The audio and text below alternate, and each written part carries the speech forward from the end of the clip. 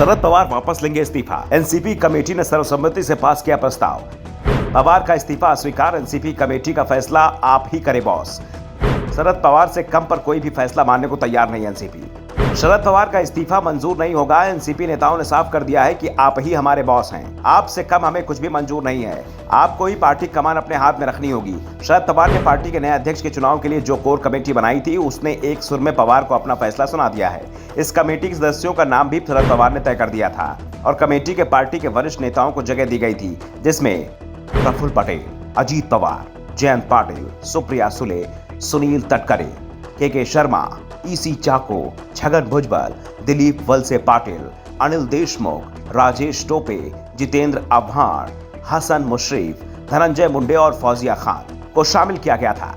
Committee की बैठक से पहले प्रफुल्ल पटेल ने साफ कर दिया था कि बैठक में पवार साहब से इस्तीफा लेने का आग्रह किया जाएगा और बैठक जैसे ही शुरू हुई, सभी सदस्यों ने एक सुर से पवार से इस्तीफा वापस लेने की मांग का प्रस्ताव पास कर दिया। किसी ने भी इस प्रस्ताव का विरोध नहीं किया। यहां तक कि 3 दिन से लगातार पवार के फैसला सम्मान रखने की बात कहने वाले अजीत पवार ने भी प्रस्ताव का समर्थन किया है। सभी ने कहा कि शरद पवार को अपने पद पर बने रहना चाहिए। बैठक के बाद एनसीपी के उपाध्यक्ष प्रफुल्ल पटेल ने कहा, शरद पवार जी ने 2 मई को अचानक अपने इस्तीफे की घोषणा कर दी। उन्होंने आगे की कार्रवाई के लिए नए अध्यक्ष का चुनाव करने के लिए पार्टी नेताओं की एक समिति नियुक्त की।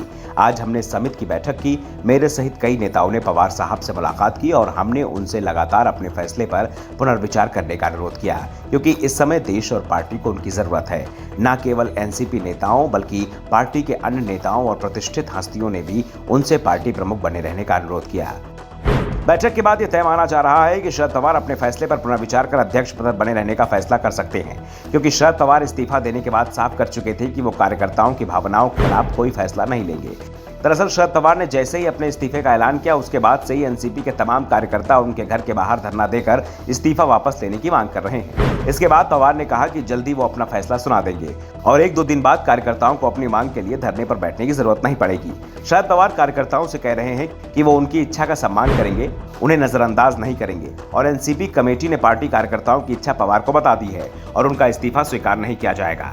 आपको अपना इस्तीफा वापस लेना होगा, क्योंकि पवार ने जब अपने इस्तीफे का ऐलान किया तो उस समय भी अजीत पवार को छोड़कर एनसीपी में किसी ने भी उनके इस्तीफे का स्वागत नहीं किया, विरोधी किया है। सिर्फ अजीत पवार ने ही ये कहा कि शरद पवार के सामने उनकी इच्छा से एनसीपी को नया अध्यक्ष मिल जाए तो इससे अच्छा और क्या हो सकता है। लेकिन अब शरद पवार के बयान जिस तरह से बदलते दिख रहे हैं, साफ है कि अजीत पवार के साथ एक बार फिर 2020 जैसा खेला हो सकता है। दरअसल शरद पवार ने जब अपने इस्तीफे का ऐलान किया था तो उन्होंने कहा था कि अब युवाओं को आगे बढ़ाने का समय है। मैं अध्यक्ष पद छोड़ रहा हूं, राजनीति नहीं। पार्टी के हर कार्यक्रम में रहूंगा, हर फैसले में राय दूंगा, पार्टी का प्रचार भी करूंगा, पूरे देश का दौरा कर पार्टी को मजबूत बनाऊंगा। पार्टी काम करने के लिए किसी पद की जरूरत नहीं है। लेकिन अब शरद पवार पार्टी के अंदर पड़ रहे दबाव के बाद अपना फैसला वापस लेते हुए दिखाई दे रहे हैं। Bureau report, the Dhakad news.